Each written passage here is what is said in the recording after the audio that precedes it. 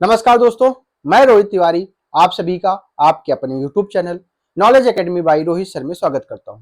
उम्मीद करता हूं आप सभी स्वस्थ होंगे, अच्छे होंगे और आपकी पढ़ाई लगातार अच्छी चल रही होगी।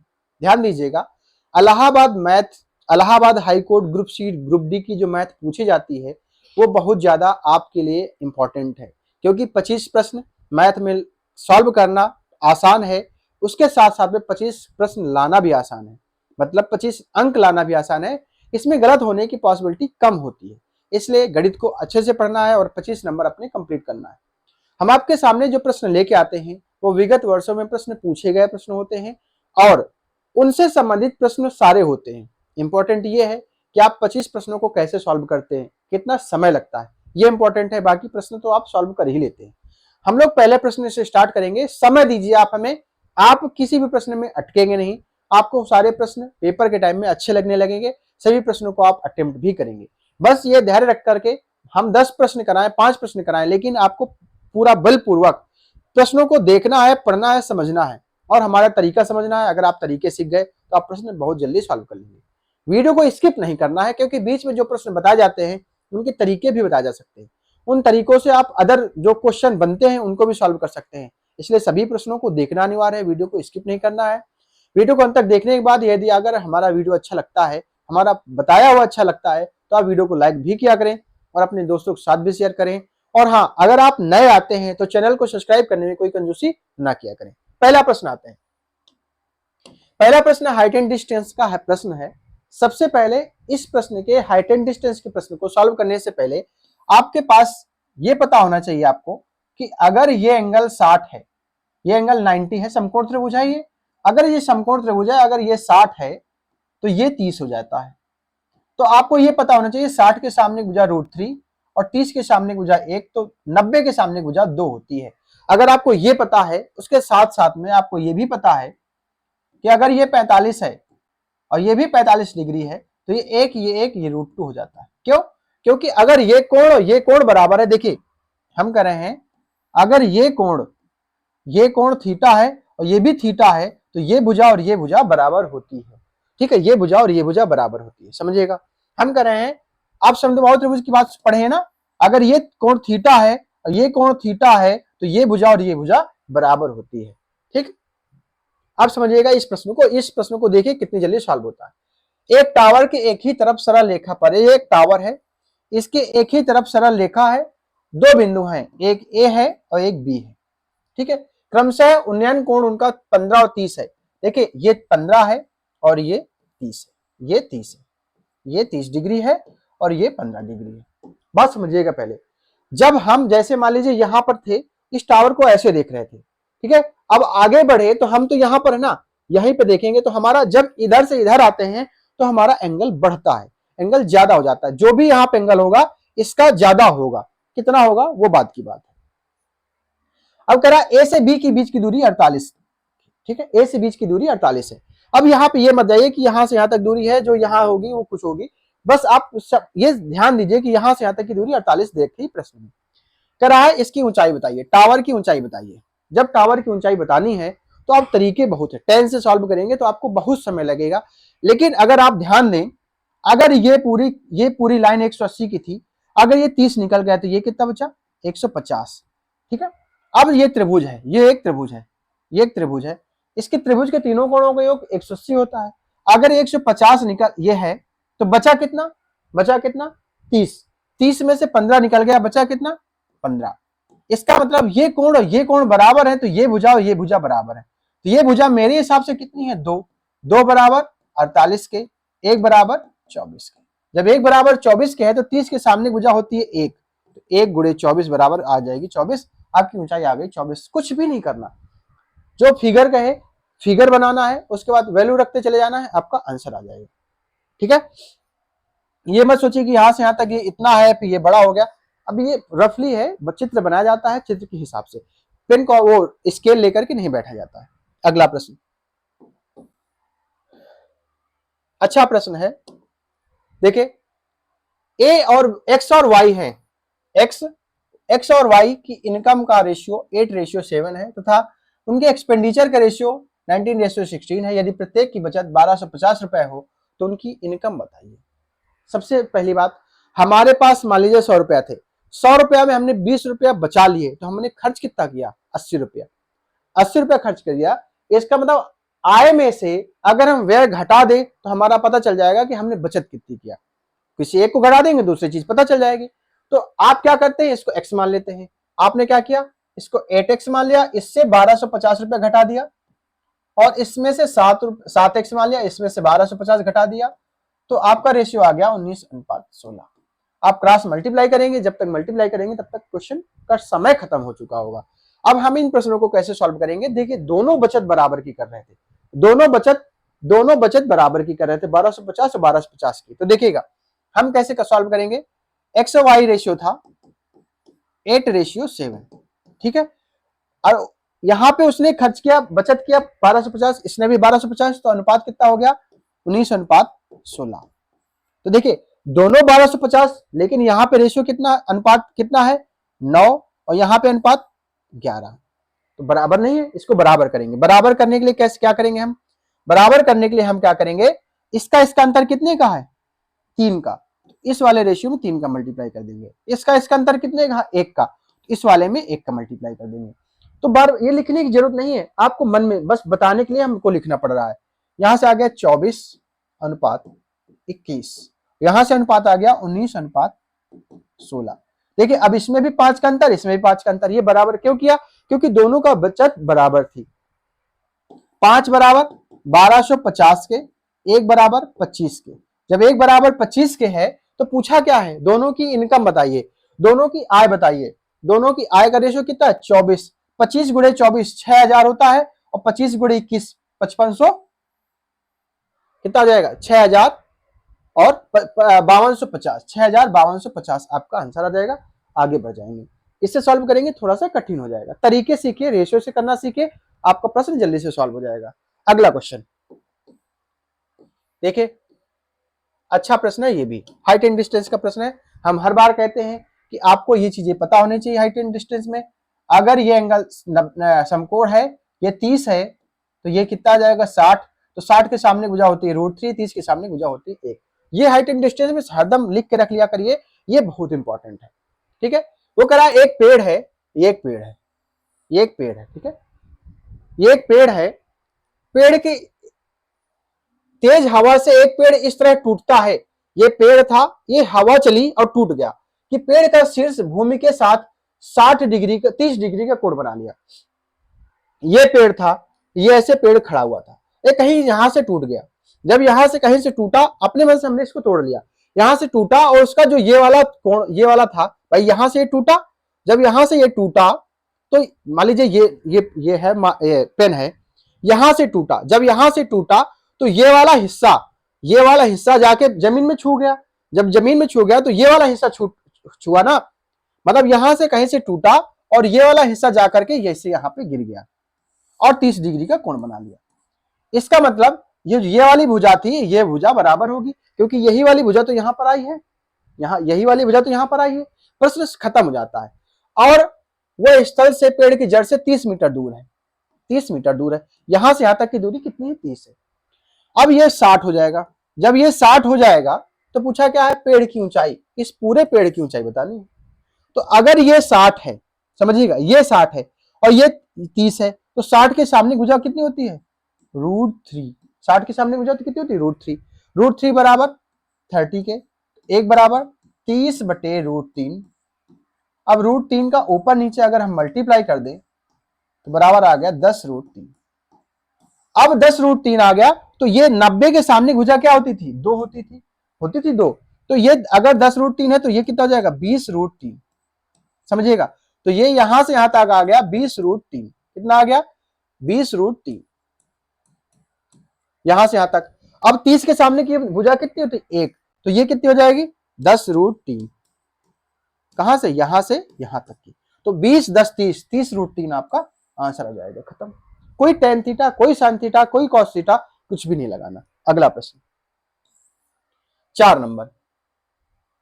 एक रेलगाड़ी 800 मीटर और 400 मीटर लंबे पुल को, देखिए जब भी कोई रेलगाड़ी किसी पुल को, किसी स्टेशन को किसी प्लेटफॉर्म को पार करती है तो रेलगाड़ी की लंबाई उसके साथ जुड़ जाती है, वही दूरी का काम करने लगती है। तो कह रहा है एक रेलगाड़ी 800 मीटर और 400 मीटर लंबे दो पुलों को क्रमशः 100 सेकेंड और 60 सेकेंड में पार करती है। रेलगाड़ी की लंबाई बताइए। रेलगाड़ी की लंबाई, एक रेल वही है, ये 800 मीटर की लंबाई लंबे प्लेटफॉर्म को 100 सेकेंड में पार करती है। ठीक है, वही ट्रेन 400 मीटर लंबे प्लेटफॉर्म को 60 सेकेंड में पार करती है। किसी कोई समस्या? जीरो से जीरो काट दिया, यहां से 5 से यहां से 3 आ गया। अब क्रॉस मल्टीप्लाई कर लीजिए, 3L प्लस 2400 बराबर 5L प्लस 2000। यहां से ये इधर चला गया, 2L बचा, यहां इधर आएगा 400 हो गया, L बराबर आ गया 200। मतलब ट्रेन की लंबाई कितनी आ गई? 200 मीटर। ट्रेन की लंबाई कितनी आ गई? 200 मीटर। खत्म प्रश्न। अगला क्वेश्चन, अगला क्वेश्चन है 5 नंबर। एक व्यक्ति किसी बिंदु पर 600 मीटर, बहुत बढ़िया प्रश्न है, आपके लिए कितना इंपॉर्टेंट है मैं बताता हूं आपको। देखिए, कहता हूं वीडियो को स्किप नहीं करना चाहिए, क्योंकि जो तरीके बताते हैं वो बहुत सारे प्रश्नों को सॉल्व करके जाता है। देखिए, अगर ये कोई बिंदु है, ये ए है और ये बी है, ठीक है, यहां से यहां तक की दूरी ए है, सॉरी सी है, ये मिला दिया, हमने कहा कोण ये 60 डिग्री का बना, और यहां से पीछे हटता है, तो जब पीछे हटेगा तो उसका डिग्री कोण 30 हो जाएगा। हम करें ये मान लिया डी, तो यहां से ये मान लिया ए भुजा ए है, तो अगर ये भुजा ए है तो अगर हमें इसकी ऊंचाई बतानी है तो h बराबर हो जाएगा a/2√3। जब भी आपको ऐसा प्रश्न दिखे तो कुछ भी मत करिए, कोई सॉल्व ना करिए, अगर नहीं पता तरीका तो इसका भी सोल्यूशन हम देंगे, बिना ट्रिक के देंगे। तो जब भी आपको ऐसा कुछ दिखे, h निकालना है तो इसका आधा करो और √3 चिपका दो, आंसर आ जाएगा।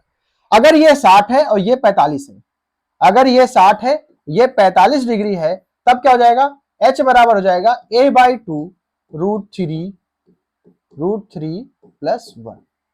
अगर यहां पर ये 45 है, यहां पे ये 45 होता और ये 30 होता, तो क्या हो जाता? h बराबर a/2√3 प्लस 1, ये आपका आंसर हो जाता। प्रश्न खत्म। इस प्रश्न को ऐसे ही सॉल्व करेंगे तो आपके लिए आसानी होगी। देखिए कैसे। एक व्यक्ति किसी बिंदु पर 600 मीटर ऊंची पहाड़ी का उन्नयन कोण है, ये 600 मीटर ऊंची पहाड़ी है, उसका उन्नयन कोण 30 डिग्री पर पाता है, 30 डिग्री पर पाता है, ठीक है, 30 डिग्री पर पाता है।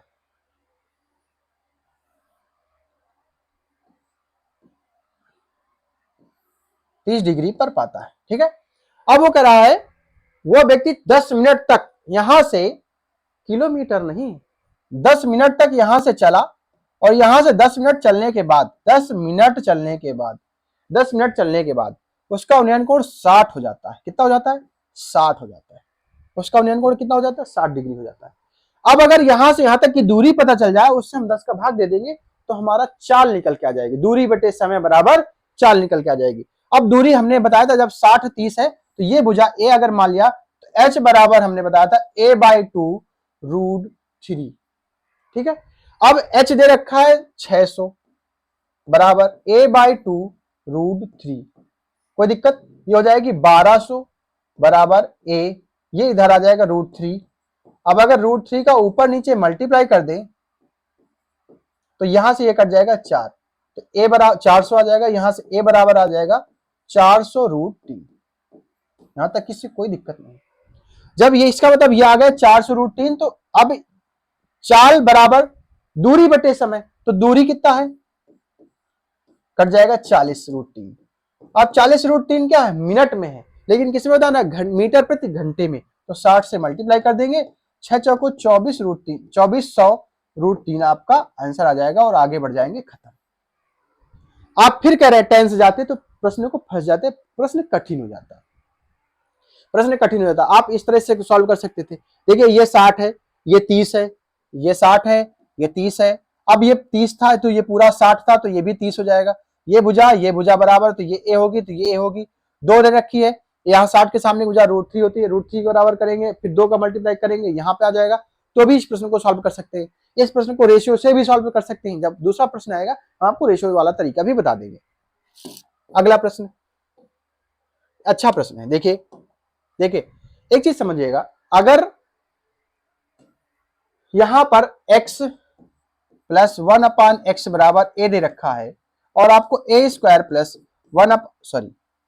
X square plus 1/x square का मान पूछा है, तो a स्क्वायर माइनस 2 कर दीजिए।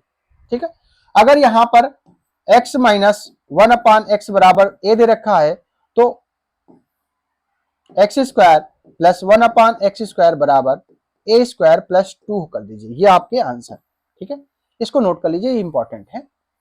क्यों ये प्लस क्यों हो गया माइनस से? क्योंकि माइनस 1/x का होल स्क्वायर करेंगे तो प्लस में चला जाता है, माइनस का होल स्क्वायर प्लस में हो जाता है। अगर यहीं पर x प्लस 1/x बराबर a दे रखा होता तो x cube plus 1/x cube बराबर हो जाता a क्यूब माइनस 3a। ठीक, अगर ये भी नोट कर लीजिए, अगर यहां पर x प्लस 1/x बराबर a दे रखा होता x माइनस 1/x बराबर a दे रखा होता तो x cube minus 1/x cube बराबर a क्यूब प्लस 3a, ये हो जाता। नोट कर लीजिए। अब यहां से प्लस माइनस से माइनस ही क्यों है? क्योंकि माइनस का क्यूब माइनस आता है, माइनस का क्यूब माइनस आता है। ठीक है, ये चीजें अगर आपको पता है तो ये प्रश्न तुरंत सॉल्व हो जाएगा। अब यहां से स्टार्टिंग से यहां तक जाते हैं आप, लेकिन इस प्रश्न को पीछे से आगे ले जाना है। देखिए कैसे, जब आगे ले जाना है तो हमने कहा x की पावर 4 प्लस 1/x की पावर 4 इज इक्वल टू 322। अगर हम यहां पे देखें, ये किसी न किसी का स्क्वायर है, अगर इसमें दो जोड़ दें तो हमें इधर भी दो जोड़ना पड़ जाएगा। जब हम इधर दो जोड़ेंगे तो ये बन जाएगा x की स्क्वायर प्लस 1/x स्क्वायर का होल स्क्वायर बराबर कितना जाएगा 324। तो x square plus 1/x square बराबर आ जाएगा 18। कितना जाएगा 18, क्या जाएगा 18। इसका मतलब x square plus 1/x square बराबर आ जाएगा 18। क्यों? अब नहीं सॉरी, ये जुड़ा था, ये क्या था जुड़ा था। अगर यहां पे जुड़ा था तो यहां पे माइनस आएगा। क्यों? क्योंकि x माइनस 1/x बराबर a दे रखा है तो x square plus 1/x square बराबर आ जाएगा a स्क्वायर प्लस 2। ठीक है, a स्क्वायर प्लस 2। अब ये क्या है प्लस हो जाएगा। इसका मतलब ये x square plus 1/x square बराबर 18 आया। इसका मतलब इसमें कुछ जुड़ा है, इसका मतलब कुछ जुड़ा है। अगर इसमें से दो घटा दें, यहां से भी दो घटा दे, यह बन जाएगा x माइनस 1/x बराबर 4 के। भाई 16 आ जाएगा, 16 का क्या हो जाएगा 4। इसका मतलब इस x माइनस 1/x बराबर 4 दे रखा है तो इसका x cube minus x cube minus 1/x cube बराबर क्या हो जाएगा 4 का क्यूब 64 प्लस 3a 4 3 12, कितना जाएगा 76। आगे बढ़ जाएंगे, आपका आंसर हो जाएगा खत्म। आपको किसी प्रकार की समस्या हुआ करे तो कमेंट बॉक्स में बताया करें। अगर हमसे भी कोई चीज गलती होती है बताने में, हो सकता है बता रहे कुछ दूसरा, लगा रहे लिख रहे कुछ दूसरा, हो जाता है, कभी कभी गलती होती है, तो आप बताया करिए यहाँ पर आपने कुछ गलती करी, उसको सुधारने की कोशिश करेंगे। वैसे अपने अंदाज में हम गलत नहीं बताएंगे आपको। ठीक है, अगला प्रश्न 7 नंबर देखिए, समलंब चतुर्भुज। एक समलंब चतुर्भुजाकार वस्तु की ऊंचाई 5 मीटर है। ऊंचाई दे रखी है 5, समलंब चतुर्भुज की ऊंचाई दे रखी है 5 मीटर और उसकी समांतर भुजाएं दे रखी हैं 4 मीटर और 6 मीटर। ये एक समांतर भुजाओं का ये दे रखा है एक समलंब चतुर्भुज ऐसे बनता है। ये दे रखी है 5, ये दे रखी है 4, सॉरी ये दे रखी है 6, ये दे रखी है 4 और इसकी ऊंचाई दे रखी है 5। तो करा 50 रुपया प्रति वर्ग मीटर उस वस्तु को पेंट करने की लागत कितनी आएगी। अगर इसका क्षेत्रफल निकल आएगा तो इसके क्षेत्रफल में तो पेंट करेंगे। अगर इसका क्षेत्रफल निकल के आ जाएगा 50 का मल्टीप्लाई कर देंगे, हमारा आंसर आ जाएगा। इसका क्षेत्रफल क्या होता है हाफ। समांतर भुजाओं का योग, समांतर भुजाएं का योग मतलब 6 4 10 गुणे उसकी ऊंचाई, गुणे उसकी ऊंचाई 5, कितना जाएगा 25। लागत कितनी है 50 की, 25 पंच 125, 1250 खत्म। अगला प्रश्न, ये मत सोचा करिए कि टाइम बहुत लग रहा है। टाइम को अभी फिलहाल में अगर नहीं देखेंगे तो आपके लिए वहां पे टाइम कम लगेगा। देखिए 6 के गुणज 12, 6 के पहले 12 गुणज, 6 के पहले 12 गुणज का योगफल बताइए। मतलब 6 के पहले 12 तक, 6 प्लस 12 प्लस 18 प्लस ऐसे ऐसे बढ़ता चला जाएगा 72, 12 छंग 72, 12 तक की गुणज, 12 छंग 72। एक काम करते हैं, अगर यहां से 6 कॉमन ले लें तो बचेगा क्या, 1 प्लस 2 प्लस 3 डट डट डट डट 12। यहां तक किसी कोई दिक्कत? तो यहां से 6 गुणे ये क्या बन गया, n n plus one, n plus n plus one by two, n plus one by two. तो एन कितना है 12, एन प्लस वन गुणे 13 बटे 2, कट गया 3। देखिए 12 3 36 और 36 का 18, 8 आएगा ऑप्शन में, 8 अगर आएगा। अब इसमें ऑप्शन में 2 8 है। तो अब ये बताइए अगर 12 होता, 12 गुणे 13 होता, 12 गुणे 12 होता तो 144 होता। कितना होता है 144। अब 144 गुणे 3 करते 14 3 42, 450 से ज्यादा जा रहा है। इसका मतलब ये वाला तो ऑप्शन नहीं होगा, इसका मतलब ये वाला ऑप्शन होगा और आगे बढ़ जाएंगे, आंसर आ जाएगा, खत्म। अगला प्रश्न देखिए, ऑप्शन को देख करके अगर प्रश्न को सॉल्व करेंगे तो आपका प्रश्न जल्दी से सॉल्व हो जाएगा। अगला क्वेश्चन, यदि माध्यिका और माध्य क्रमशः 36 और 35 है तो बहुलक बताइए। हमने बताया था 3 माध्यिका बराबर 2 माध्य प्लस बहुलक, अगर आप इसको नोट कर लें, इसको नोट कर लेंगे तो आपका प्रश्न बहुत अच्छा से आ जाएगा। और इस प्रश्न का आंसर आपको कमेंट बॉक्स में जल्दी जल्दी लिखना है। जितने लोग देख रहे हैं सभी को कौन सा प्रश्न, 9 नंबर प्रश्न का आंसर आपको देना है। अब मैं ये देखूंगा कितने लोग इस प्रश्न का आंसर देते हैं, बस इसमें रख देना है, आपका आंसर आ जाएगा। अगला क्वेश्चन देखिए, ये भी बहुत अच्छा प्रश्न है, अगर थोड़ा सा दिमाग लगाएंगे इस प्रश्न को बहुत अच्छे से सॉल्व कर लेंगे। यदि समांतर चतुर्भुज का एक कोण छोटे कोण के 2 गुने से 30 कम है, अगर छोटा कोण हम मान लें, छोटा कोण अगर यहां से x मान लें तो छोटे कोण का 2 गुना, छोटे कोण का 2 गुना 30 कम है, 30 कम है। तो यहां से इसका योग तो x, क्यों, क्योंकि अगर दो कोण बराबर के कोण, उनका कोण एक समांतर चतुर्भुज में 180 होता है। तो यहां से हो जाएगा x plus 2x minus 30 equal to 180। यहां से आ जाएगा 3x बराबर 210, x बराबर 70। जब x बराबर 70 आ जाएगा, अब अगर x बराबर 70 है तो दूसरा कोण कितना हो जाएगा 110 हो जाएगा। दूसरा कोण क्या हो जाएगा 110 हो जाएगा। देखिए समांतर चतुर्भुज मान लीजिए ऐसे कुछ बना, अगर ये 70 है तो ये कितना हो जाएगा 110 हो जाएगा। ठीक है, देखिए 180 होता है। जब 180 होता है, एक चीज और समझिएगा, इस प्रश्न को हम बिना प्रश्न के, बिना सॉल्यूशन के भी सॉल्व कर सकते थे। कैसे करा है, एक कोण छोटे कोण का 2 गुना, बड़ा कोण यहां पे दे रखा है, बड़े कोण का ऑप्शन दे रखा है। मान लीजिए हमने 110 मान लिया तो दूसरा क्या हो जाएगा 70, तो छोटे का 2 गुना 140, 140 माइनस 30 110, खत्म प्रश्न। अगला क्वेश्चन, सीखना पड़ेगा आपको चीजें। अच्छा प्रश्न है, बहुत बढ़िया प्रश्न है, आपके पेपर में आने की पूरी पूरी संभावना है। देखिए कैसे करा, साइन 60 माइनस ए कॉस एक्स माइनस 30, तो टेन एक्स माइनस ए का मान बताइए। अच्छा ये बताइए, ये साइन था, इसको साइन में चेंज कर सकते हैं। कैसे चेंज कर सकते हैं, साइन 60 डिग्री माइनस ए बराबर साइन 90 माइनस एक्स माइनस 30। कोई दिक्कत? तो यहां से आ जाएगा साइन साइन कट जाएगा, तो 60 माइनस ए बराबर 90 माइनस एक्स प्लस 30, ये माइनस उधर प्लस चला जाएगा।